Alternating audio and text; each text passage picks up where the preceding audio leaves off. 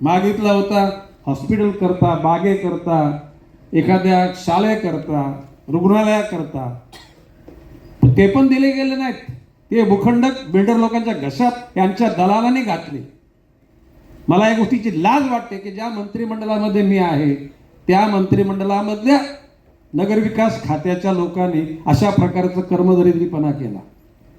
आणि म्हणून सुनील पवार साहेब, आता तुम्ही आज लिहून घ्या प्रशासकाच्या अधिकृत माननीय महापौर तशा प्रकारे निर्देशच देतील की ह्या सगळ्या सिडकोकडून मी माननीय मुख्यमंत्र्यांना सांगणार आहे.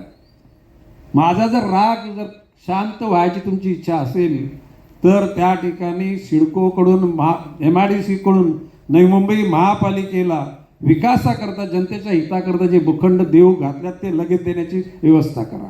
म्हणजे माझा राग असते कमी होईल. मला हे मंत्रिपद मी निश्चितपणे पक्षाच्या शिस्तीचा, प्रशासन शिस्तीचा मी भोगता आहे. परंतु ज्या गोष्टी करता गणेश नाईक त्या ठिकाणी आमदार झाला, मंत्री झाला, ते जर का त्या ठिकाणी जनतेकरता मी बोलू शकलो नाही आणि ते जर मिळवू शकलो नाही, ते मंत्री परत का चाटायचे का? म्हणजे बाब असे की मंत्रीपद पक्षाने दिलं, पक्षाचा आम्ही आभारी आहे, परंतु याचा अर्थ ते पक्ष मुका होऊन त्या ठिकाणी गप्प बसण्याकरता मंत्रीपद मी स्वीकारलेलं नाही.